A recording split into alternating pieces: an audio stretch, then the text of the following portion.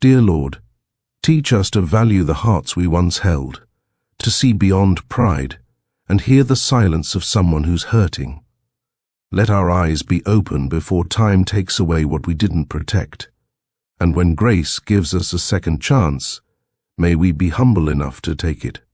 Welcome back to Mr. Comfort Stories, your home of comfort, where life's most powerful lessons come wrapped in unforgettable tales. Tonight's story: one man thought he had everything: power, legacy, luxury, until the day he walked into a restaurant and saw the face of a little boy with his eyes. It happened on a Friday in downtown Atlanta. The restaurant was full, the air thick with the scent of honey-glazed catfish and sweet cornbread. Laughter rose in waves, mixing with the soft jazz drifting from the corner speakers. Reed Callahan, wealthy CEO, tech genius, and cover star of at least 3 business magazines, sat at a corner table, his suit tailored, his schedule tight. He wasn't there for pleasure. It was business, always business. But that changed in one heartbeat. Across the room, just beyond a cluster of families enjoying dinner, he saw her, his ex-wife. Her back was to him at first, head tilted slightly as she laughed, boldly, freely, like the world never hurt her. She looked different. She looked healed. But what shattered Reed's composure wasn't just her presence, it was the little boy sitting across from her. Mixed race, curly hair, big bright eyes, his eyes, grey-blue, almost silver under the restaurant lights. The same eyes Reed saw in the mirror every morning, the same dimple in the left cheek, the same way he tilted his head when curious. Reed's hand slipped. His glass tipped, crashed to the floor, shattering the moment into stunned silence. Every head turned, but Reed only saw her. Amira? The name escaped him like breath he didn't know he'd been holding. She looked up, and everything, the noise, the jazz, the clinking plates, fell silent. Her eyes met his, wide, still, caught between shock and something deeper. 3 years. 3 years since she left. 3 years since he watched her walk away with nothing but a handwritten note. 3 years since he failed to fight for the only woman who ever saw him behind the fortune. Now she sat across a restaurant from him, with a child who looked just like he did at that age. A boy he never met, a son he never knew existed. Have you ever walked into a room and your entire past was staring back at you? Because that's what this moment was. This wasn't just chance, it was a reckoning, a reminder that no matter how high you build your empire, if you forget who you built it for, it can all feel meaningless in the face of one innocent smile. He had everything: companies, cars, acclaim, but not her, not the woman who made him feel human, and not the child who now smiled at him with his own eyes. Welcome to Mr. Comfort Stories. If you believe in second chances and stories that heal, please like, comment, share, and subscribe to the channel. Your support helps YouTube share these life-changing lessons with more people. What would you do if your greatest mistake sat across the table, smiling at you with your own eyes? Stay with me, because this story, it starts long before the restaurant. It begins with a tray of food, a quiet dream, and a man who never expected to fall in love with a woman the world told him he shouldn't choose. Let's go back to the beginning. The ballroom shimmered with cold opulence, the kind that made waitstaff keep their heads down and their trays level. Velvet drapes brushed the marble floors. Strings played near a glass staircase. The city skyline of Chicago blinked through the windows like diamonds pressed against the night. Amira Thompson adjusted the knot on her apron and pushed through the kitchen doors for the 7th time that hour. She was 26, sharp-eyed, and determined not to be invisible. She didn't need a rich man. She needed rent money and start-up capital for the soul food pop-up she'd been dreaming of since her mom passed. So tonight she was here on hustle, catering staff for one of the biggest corporate galas in the city, a merger between Paragon Systems and Trinet. As she weaved through a group of suited men near the dessert station, she didn't notice the man in the charcoal suit until he sidestepped just in time. Hot tray met his elbow. A drop of bourbon glaze splashed his cuff. "Oh, sir, I'm—" He held up a hand, not in annoyance but calm. "You saved me. I hate lamb." She blinked. That wasn't the response she expected. He smiled, a clean, charming smile. "You've passed by here twice now. You stalking me?" A quick, sly laugh left his lips. "Name's Reed." She nodded but didn't offer hers. "Your food's the only reason I'm still here," he added. She turned to leave, balancing her tray. "Then you're welcome." But he watched her go like someone who wasn't used to being dismissed. Later that night, Amira noticed the same man speaking to the mayor, then to a group of investment sharks. Someone whispered, "That's Reed Callahan, CEO of Paragon, the billionaire tech genius, the man who built data security for Wall Street, and the guy she just told he wouldn't know if she was stalking him." But even as she wiped down tables in the closing hour, she didn't regret it. Reed didn't use his assistant. He didn't reach out through corporate channels. He went straight to the source. 3 days after the gala, Amira got a message on Instagram, not a DM, a comment, under a post of her mac and cheese. "This deserves a TED Talk. Coffee?" She stared at the comment for 2 days, even checked his profile, verified, real. She rolled her eyes, closed the app, then opened it again. Curiosity isn't weakness, she told herself. It's research. They met at a black-owned cafe in Bronzeville, neutral territory. Reed showed up 5 minutes early, no bodyguards, just a hoodie and jeans. The barista didn't even recognize him. "You're braver than I thought," Amira said. He grinned. "I grew up with 3 sisters. If I can survive teenage hairbrush fights, I can survive you." They met again, and again. Coffee became lunch. Lunch became dinners in his loft. She'd cook, he'd clean. She told him about her mother's recipes.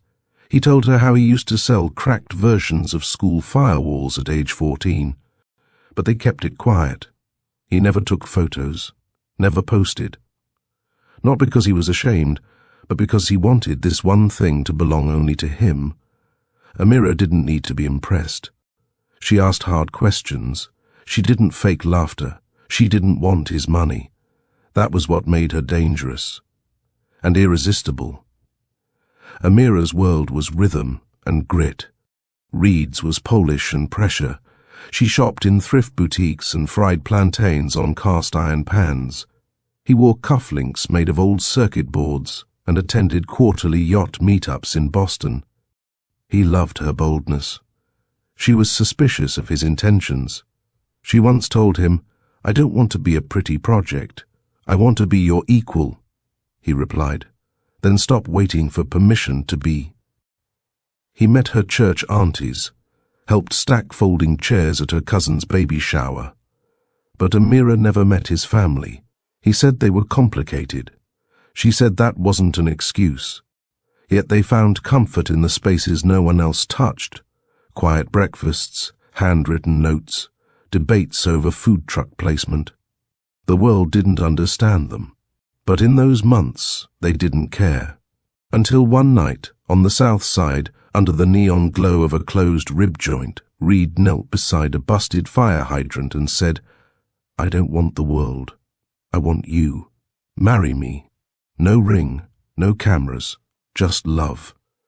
They drove to Wisconsin, no media, no stylists, just the 2 of them and an officiant who charged $120 flat. Amira wore a borrowed white dress from her cousin. Reed wore the same suit he had on the night they met. No prenup, no press release, just hands held under a cold courthouse skylight, 2 signatures, and a kiss that lasted longer than the judge expected. He whispered in her ear, "This is the best merger I've ever made." She laughed into his chest. They returned to Chicago in silence, fingers intertwined the whole ride back. The world didn't know. His board didn't know. Not even Reed's father, the founder of Callahan Ventures, knew. It was their secret, their sanctuary. But secrets never stay quiet forever. If you've ever fallen for someone from a different world, but they saw your soul, not your status, would you risk it all for love? Drop A in the comments if you believe that kind of love still exists. And don't forget, the world found out 2 months after the elopement. It started with a blurry photo. Reed and Amira leaving a small soul food joint on the south side, holding hands. It wasn't even meant to be public.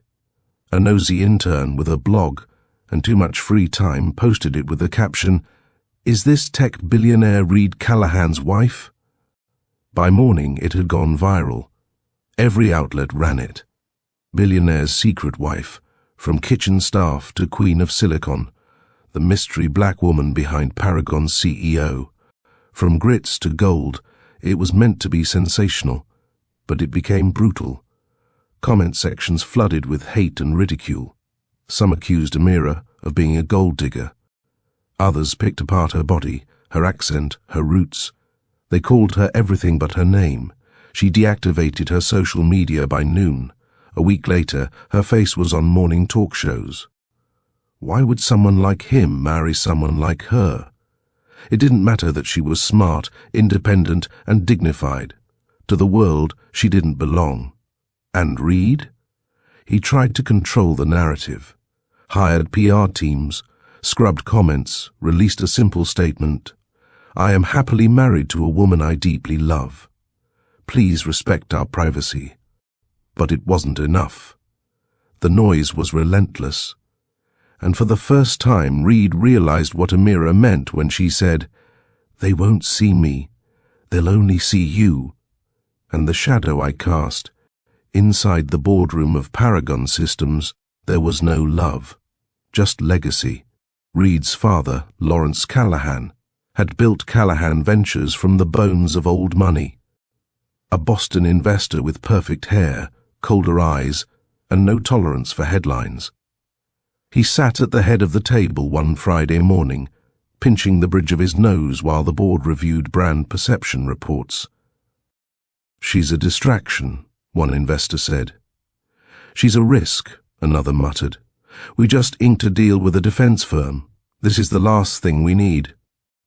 Lawrence didn't raise his voice. He never had to. "She's costing you leverage. She's my wife. Then choose wisely, your heart or your company." The words sank like lead. He left the room with clenched fists and a face that didn't match the man who once cooked with mismatched socks. Amira had always known this world would come for her. She just didn't think it would come so soon, or so silently. Reed didn't tell her everything that was said in those meetings. He thought he was shielding her. But silence, in love, can feel like betrayal. Amira stopped showing up to events. Even her pop-up night slowed down. The women from church called to check in, but she avoided them too. Her light dimmed. She stayed in bed longer, lost her appetite, cancelled a tasting she had planned for months. Reed noticed, but only in fragments. He was buried in a global expansion deal, investors, meetings, product launches. When he wasn't in Chicago, he was in Zurich, or Seoul, or DC. The home they once danced in now echoed with untouched meals and quiet tension. She cooked him oxtail and creamy grits one evening, his favorite, hoping to bring him back to them. He walked in an hour late, took a call in the middle of dinner, and barely made eye contact. "Can we not do this tonight?" he muttered, exhausted. She said nothing, just stood, cleared her plate, and walked away. He thought it was just a bad night, but it was something else entirely. She wasn't angry. She was gone, emotionally, long before she packed a single bag. It didn't come with slammed doors or thrown plates. No screaming, no blame. One Sunday morning, Reed returned from a conference and found the apartment still. Her side of the closet was half empty, no makeup on the sink, no smell of cinnamon coffee from the kitchen. On the dining table sat a folded piece of paper with his name. Just his name. His hands trembled slightly as he opened it. "You promised me quiet, love, Reed, but all I hear is noise now. There were no accusations. Just truth." She didn't take the car, didn't drain the accounts. She only took what belonged to her. Reed sat down slowly, the weight of his mistakes settling like bricks in his lungs. He didn't chase her, not because he didn't want to, but because part of him feared. She was right. He had tried to protect her by shielding her from the board, the headlines, the pressure. But in doing so, he shut her out. And now she was gone. The penthouse was too quiet, not peaceful, empty. Reed walked from room to room, unsure of what he was looking for. Her sweater still hung on the back of the office chair. A note on the fridge reminded him, "Buy plantains before Thursday." That Thursday never came. The man the world saw on magazine covers, the genius, the negotiator, the builder of digital empires, stood barefoot in his designer kitchen, drinking cold coffee alone. And for the first time he realized, you can lose a war without ever raising your voice. Love doesn't always end in fire. Sometimes it ends in silence. Amira didn't go back to Chicago's South Side, not because it wasn't home, but because she needed space to breathe, space where her name wasn't whispered on gossip blogs or dissected in grocery aisles. So she packed light and took a Greyhound south, settling in East Point, a neighborhood just outside Atlanta, where the porches were close, the prayers were loud, and the air smelled like hot combs and chicken grease on Sundays. She stayed with her cousin Toya, a school teacher with 2 kids and a 2-bedroom apartment. It wasn't ideal, but it was safe. It was quiet. It was real. Amira picked up hours wherever she could, corner bakeries, weekend food festivals, and even meal prepping for a local hairstylist's VIP clients. At night, she scribbled business plans in the margins of old cookbooks, ideas for her soul fusion pop-up slowly coming back to life. No more penthouse views, no PR teams, no curated silence, just the buzz of cicadas, the clatter of pots, and a sisterhood of women who'd lived through heartbreak and knew how to hold each other up. And that was what she needed most.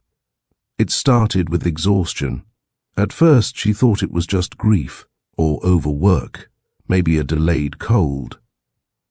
But the cravings didn't stop. Her period didn't come. And one late afternoon in the back of a corner store, the truth stared back at her on a $7 test. Pregnant. She sat on the edge of Toya's bathtub for what felt like an hour, hand over her mouth. Not because she didn't want the baby, but because the world would expect her to call him, to tell the father, the billionaire, the man with everything. But Amira knew what would happen. It would become public. It would become politicized. And her child's life would no longer be their own. It would be owned by opinions, headlines, and his father's legacy. She didn't want that, not for her baby, not for herself. She tossed the box in the trash, washed her face, and walked out of the bathroom with her back straight. She wasn't going to ask for permission to be strong. The bump came faster than she expected. By her 4th month, Toya's youngest had already asked, "Is there a baby in there, or are you hiding snacks?" Amira smiled and nodded. Soon the news traveled through their church like warm oil on a skillet.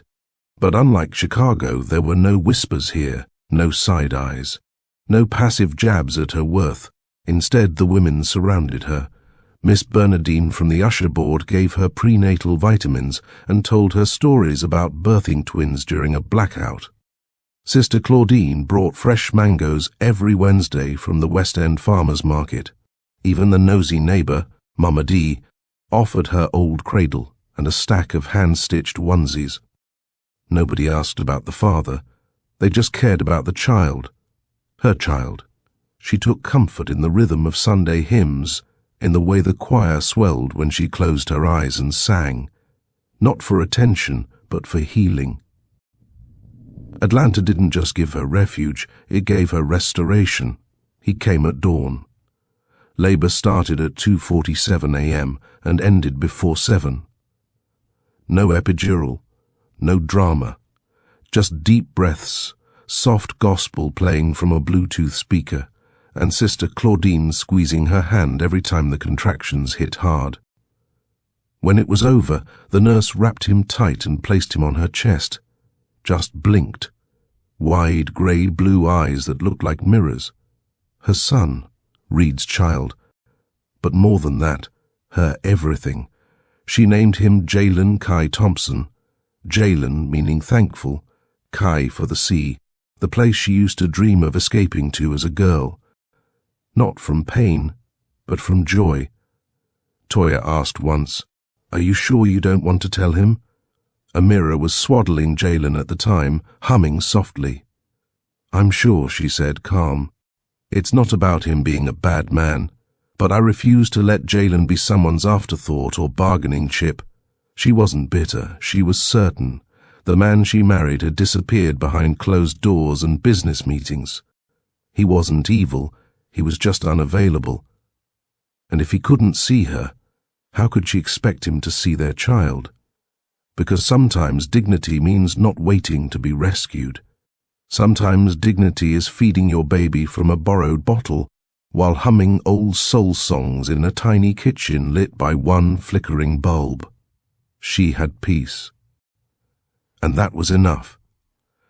If you believe that strength isn't always loud, if you believe that sometimes the strongest thing a woman can do is carry her dreams and her child, even when no one's clapping for her, then drop a comment below that says Amira's strength, because not every warrior wears armor.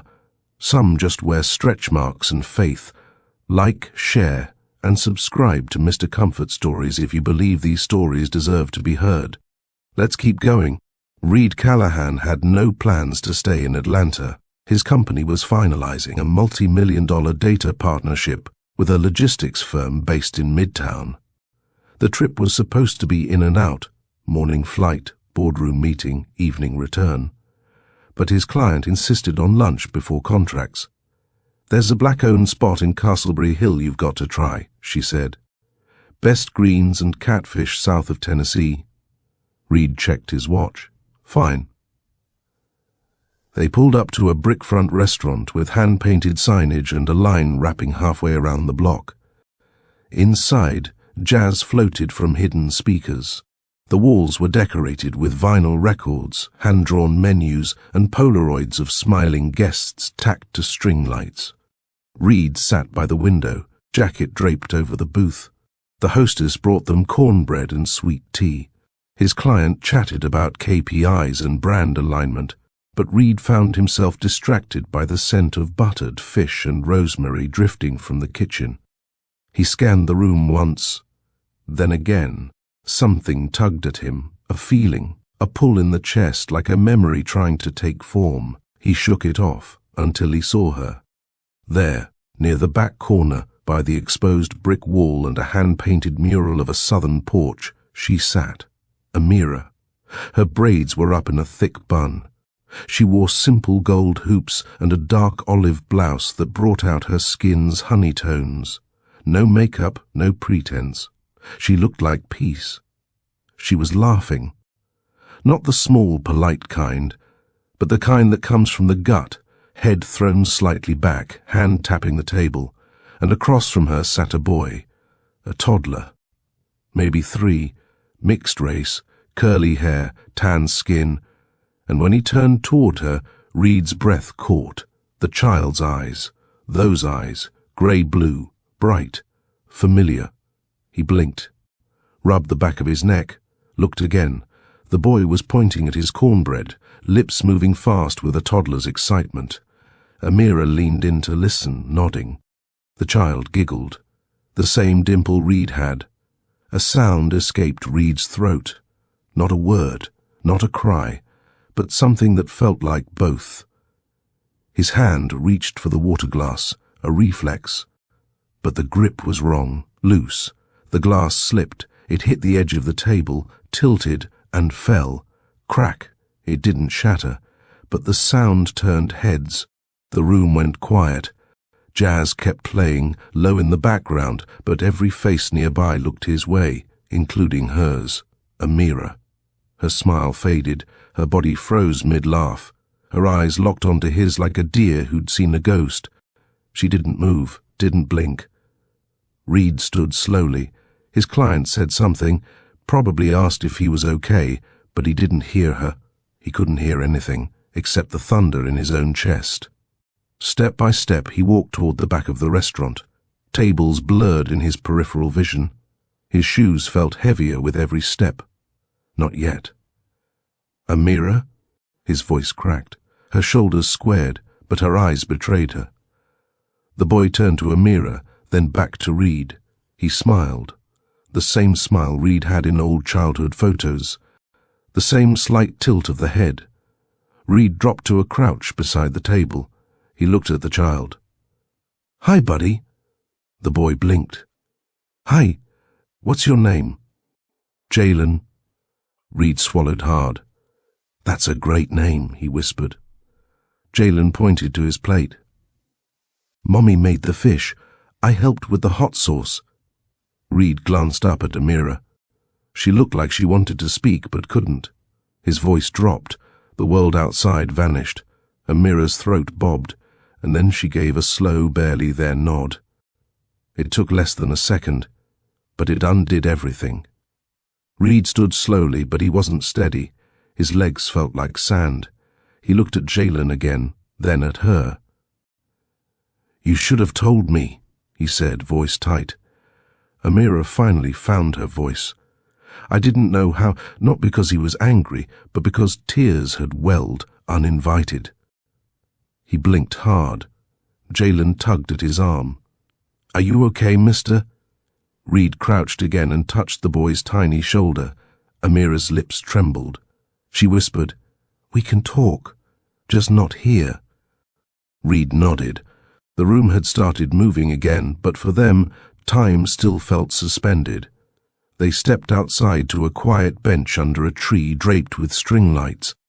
Then he cried, not sobs, but the kind of crying that happens when grief, guilt, and grace finally meet.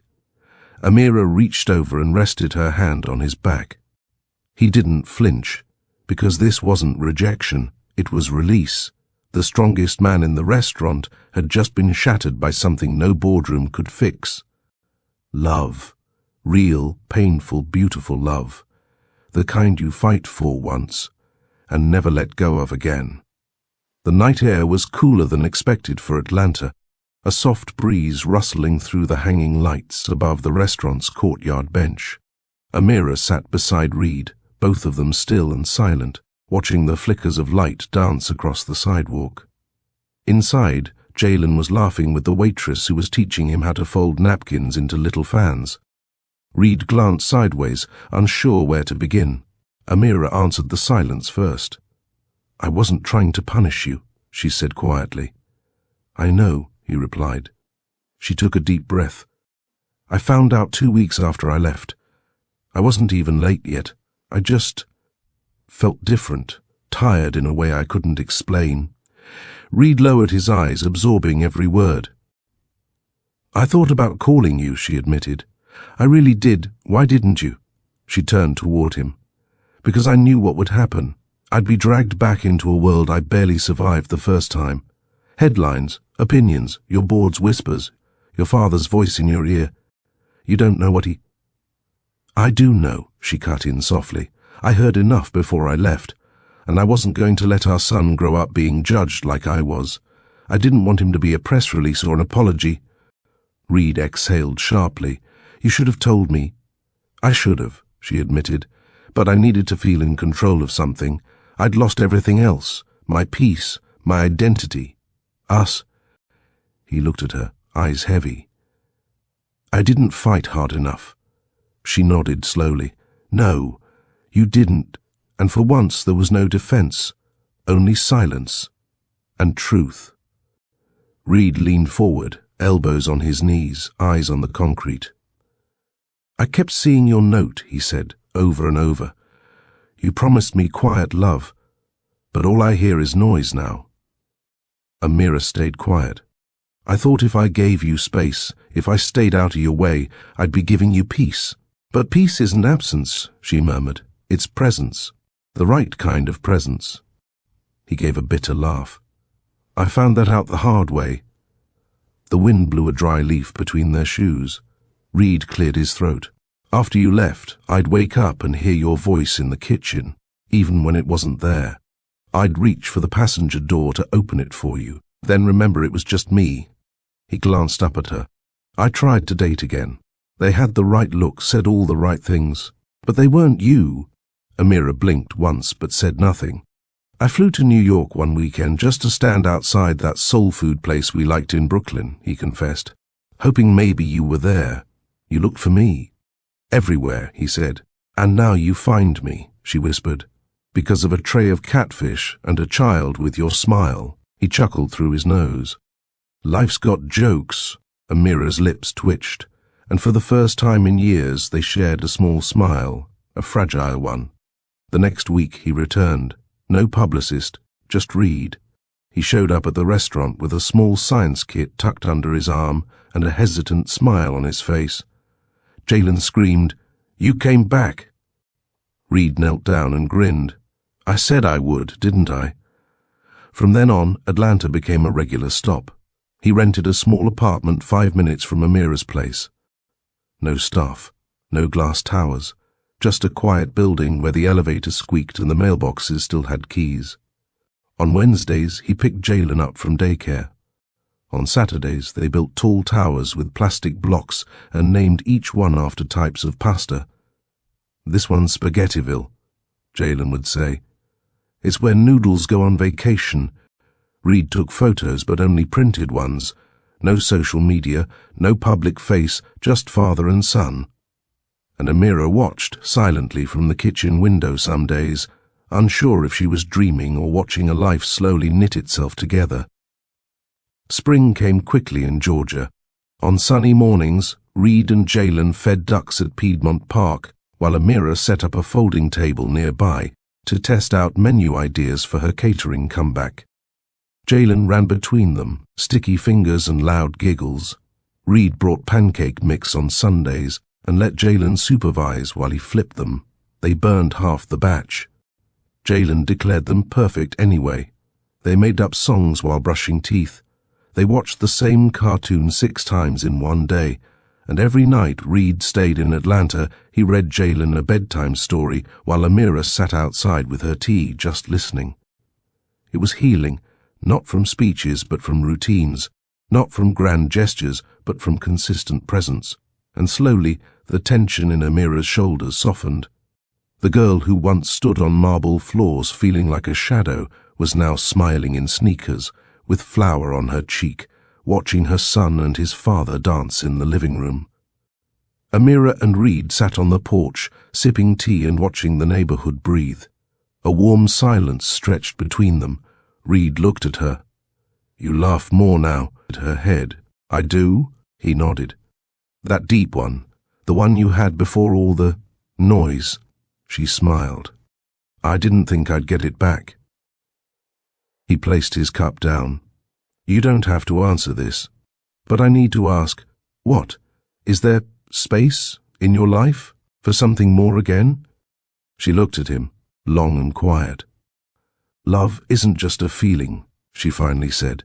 It's a responsibility. It's work. I know, he said. I'm ready for both. She didn't reply right away. But she didn't walk away either. That was enough for now.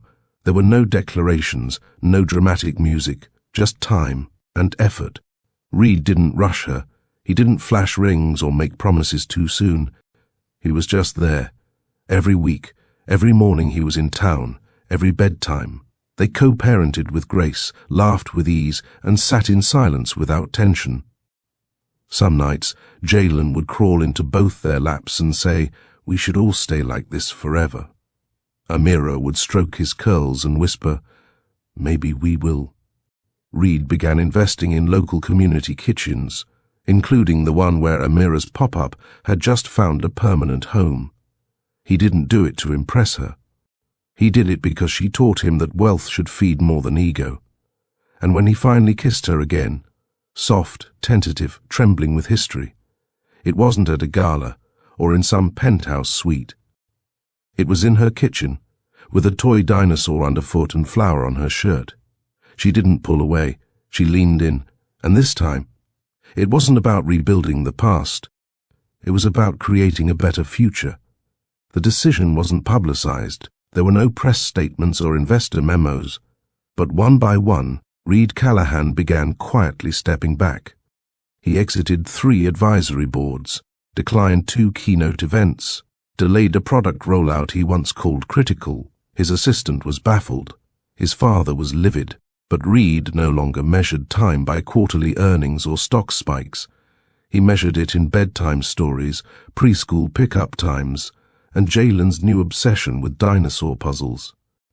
At first he tried to manage both, flying in on red eyes, answering Slack messages during lunch with Amira and Jalen. But one afternoon, while helping Jalen build a cardboard rocket ship, his phone buzzed for the 5th time in 3 minutes. Jalen looked up and said, "Do you like the rocket more than me?" That was it, and at peace with it. Reed didn't make a dramatic announcement when he moved part-time to Atlanta.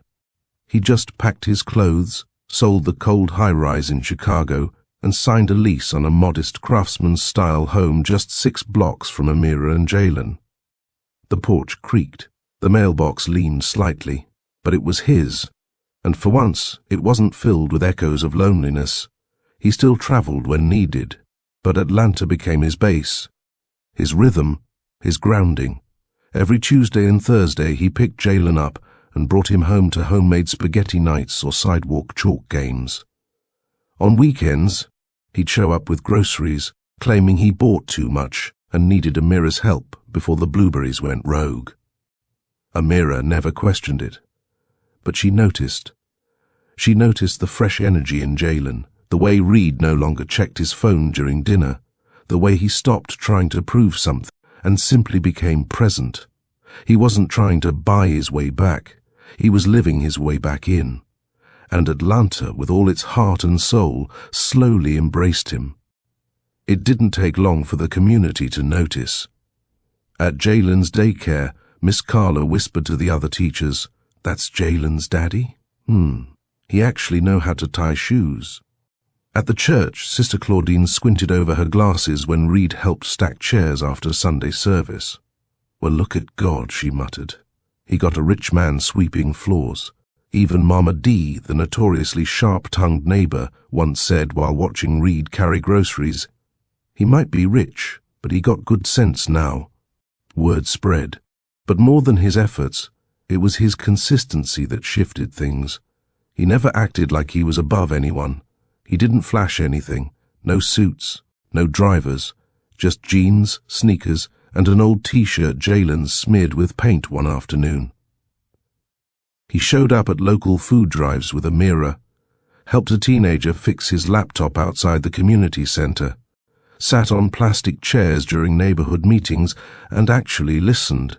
The man who once built global firewalls was now building trust, one sincere action at a time, and the block loved him for it. Amira's dream had never died. It just went quiet during the storm. But now, with Reed's presence steady and Jalen thriving, the itch returned, the desire to finally launch her soul fusion pop-up, Grit and Grace. She had the recipes, the community support, even a test kitchen lined up in the Sweet Auburn district. What she didn't have: startup capital. One evening, Reed showed up with a check. She raised a brow. "We're not doing this. It's not a gift," he said calmly. "It's an investment. But not in food. In you." Amira folded her arms. "What's the catch?" "No catch, no equity, no signature required, just faith." She stared at him for a long moment. "You really think I can pull this off?" "I know you can," he said. "I just want to help build the world you never stop dreaming about." Tears gathered in her eyes, but she blinked them away. She accepted the check. Not because she needed saving, but because he finally understood what it meant to lift, not control. It happened on a regular Tuesday. Jalen had just finished licking the last of the syrup from his fingers after devouring Reed's homemade waffles. Reed stood at the sink rinsing dishes while Amira packed Jalen's backpack for the next day. The kitchen smelled like cinnamon and maple, and soft jazz played on the Bluetooth speaker nearby. Jalen, seated at the counter, looked up and asked, "Daddy, are you staying for dinner forever?" Reed froze. Amira turned around slowly, heart catching in her throat. Reed set the plate down. Jalen nodded seriously. "Yes, because you make the best pancakes, and Mummy laughs more when you're here." Amira's eyes welled up. Reed looked up at her. "I'd stay forever if you'd both have me." Amira didn't speak, but she reached out and touched his shoulder. That was answer enough. Things didn't shift overnight, but they shifted. One morning, Amira found herself humming while tying her head wrap. Reed was outside tossing a football with Jalen, shirt sleeves rolled up, laughter bouncing off the porch walls. They shared glances over coffee mugs. Hands brushed when reaching for the same spoon. He noticed. So did she. Evenings became slower. They'd sit on the porch after Jalen fell asleep, feet propped up, trading stories about childhood or cooking disasters. One night, while passing her the last piece of peach cobbler, Reed let his fingers graze hers a moment longer. She didn't pull away. "Remember the first time you cooked for me?" he asked. "I burned the garlic," she chuckled. "But you had me hooked." Amira looked at him, soft eyes glowing beneath the porch light. This wasn't just co-parenting anymore. It was becoming something again, something real. It started with small things. On Sunday mornings, Amira would be in the kitchen slicing sweet potatoes for hash while Jalen danced to gospel music in his dinosaur pajamas. Reed would wander in, stretch, and casually grab a mixing bowl. He never asked permission. He just helped. Diced onions, measured spices, whisked eggs. At first it was quiet, polite exchanges over cutting boards and cooking spray. He began teasing her about her overuse of paprika. She'd challenge his pancake flipping technique. They laughed louder, moved closer. Some days they'd make a mess on purpose, blaming Jalen. Other days they'd compete over who made the better cornbread, always letting Jalen be the judge. After meals, Reed would wash while Amira dried. Jalen would crawl onto the couch with his picture books, full belly and even fuller heart. Then there were the walks, evening strolls after dinner, Jalen between them holding both their hands. The neighborhood saw it, so did they. The touches lingered a little longer, but surely. That night, the storm rolled in without warning. Heavy Georgia rain slapped the windows, thunder groaned above, and just as Amira lit the last burner for tea, the lights went out. Jalen shrieked, then giggled. Did the house sneeze? Reed laughed and lit a candle. They gathered in the living room, one flame flickering on the table, shadows dancing on the walls. Reed grabbed the flashlight from his phone and settled on the rug. Jalen climbed into his lap, blanket draped across them. "Tell me a story, Daddy," he said, his voice already soft with sleep. Reed looked at Amira. She nodded. So he began. Once there was a boy named Jay who lived in a bright blue house. One day the sun forgot to shine and everything went dark. As he continued, Amira sat beside them, sipping warm tea from her mug, her head slowly leaning on Reed's shoulder. Jalen's breath slowed. His tiny hand went limp in Reed's palm.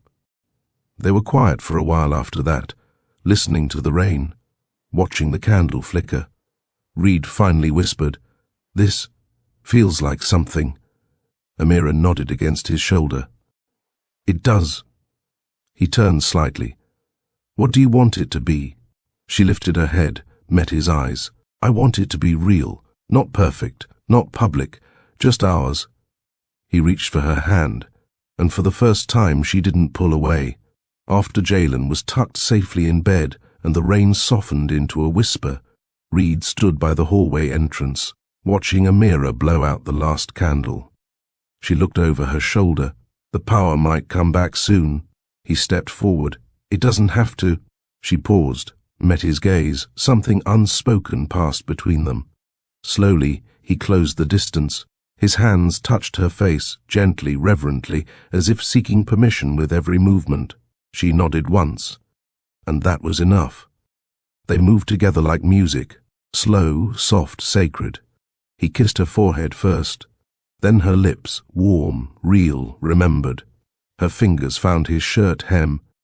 His hands found her waist. Their laughter was soft, nervous, grateful, woven between long glances and deeper touches. There was no need to say, "I missed you." Their bodies said it better. It was about home. Two people, bruised by the world, but still open to grace. They made love like they were rewriting a story, not with fire, but with faith. There were no alarm clocks the next morning, just soft sunlight pouring through sheer curtains. Reed stirred first, eyes adjusting to the glow. Beside him, Amira slept peacefully, her face relaxed in a way he hadn't seen since before everything fell apart. Didn't want to, because it wasn't just her body that felt close, her forgiveness. He reached out and brushed a single braid from her face, heart full and heavy all at once. She stirred, eyes fluttering open. "Morning," she whispered. Neither rushed to speak, because there was no awkwardness, no regret. She traced his hand with her fingertips. He kissed her wrist, and in that quiet something unshakable settled between them. It was about honoring what they still had. If you've ever loved someone, but lost them before you learned how to fight right, if you've ever prayed for a second chance, not just to try again, but to do it better, love found its way back. Because not every story ends with goodbye. Some love stories pause, so the people in them can grow into who they were meant to be. And when they return, wiser, more sacred. Like, comment, share, and subscribe to Mr. Comfort Stories if you believe in love, redemption, and the kind of stories that don't just entertain, they heal. Stay with us. The journey's not over yet. It wasn't a grand gesture, no flash mobs, no rose petals, no violinists in hidden corners, just a Tuesday afternoon. Jalen had gone down for a nap. Amira was rinsing dishes, humming softly. Reed stood in the doorway of the kitchen, watching her with that quiet look he wore whenever he was trying to memorize something. She turned, catching his stare. "What?" He stepped forward, pulling a small velvet box from his back pocket. Her breath hitched. "Reed." He didn't open it right away. He just held it between them. "I don't want to recreate what we had," he said. "I want to build something better, with grace, with patience, with you." He finally opened the box. Inside was a slim gold band. No diamonds, no noise. Just engraved on the inside, "Still you." Amira stared at it. "Still me?" she whispered. "Even after everything. Especially after everything." Her hands trembled slightly as she touched the ring. But she didn't say yes. Not yet. She just stared at him, eyes full, heart open, and slowly took the ring out of the box. She slid it onto her finger, then leaned forward and pressed her forehead to his. Days passed. She never took it off, not to shower, not to sleep, not even when cooking. She wore it like a soft promise, a maybe, a "we'll see." Reed didn't pressure her. He didn't ask again. He just kept showing up. He made breakfast. He walked Jalen to daycare. He kissed Amira on the forehead like it was sacred, and she watched him. Not for the ring, but for the man. One morning, Toya came over and spotted the gold band. Toya raised a brow. "So," Amira smiled faintly.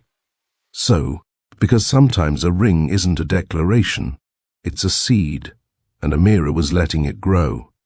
A week later, Reed met with his estate lawyer. The room was modern, quiet, lined with books no one really read.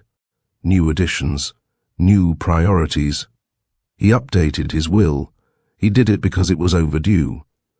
Jalen wasn't a footnote in his life. He was the center of it. When he got home, he handed the envelope to Amira. She opened it in silence. Her fingers grazed the bold letters spelling Jalen's name. She looked up. "You didn't have to." "I did," he said gently. "Not because I want to own him, but because I want to protect him. Publicly, legally, completely." She nodded slowly. Just trust, finally restored. They didn't plan it, it just happened. One Friday night, Jalen tugged Reed's hand and said, "Let's go to the fish place. Mummy's magic fish." So they did. Same table, same corner, same warm jazz floating from the speakers. This time, no one dropped a glass. This time, they all sat together. Jalen drew on a napkin while Reed and Amira split hush puppies and laughed about the last time they were here. How awkward it had been, how fragile. But now it felt full, easy, like a meal that didn't need an occasion. The waitress from that night smiled when she saw them. She looked at Jalen, and this time she wasn't running from the answer.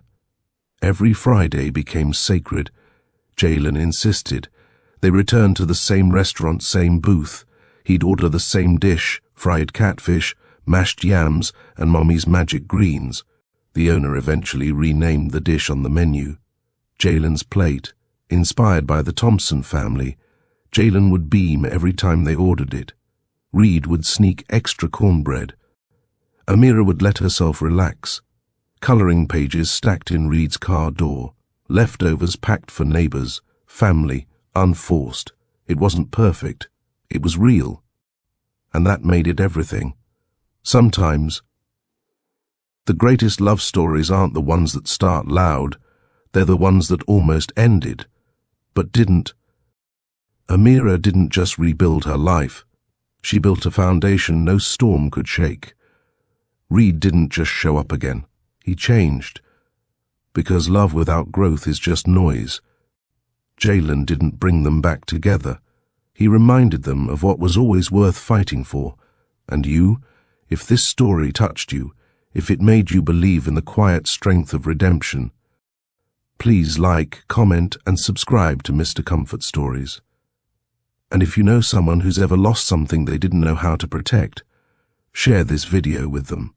Because second chances don't come with guarantees. But when they do come, they can be beautiful.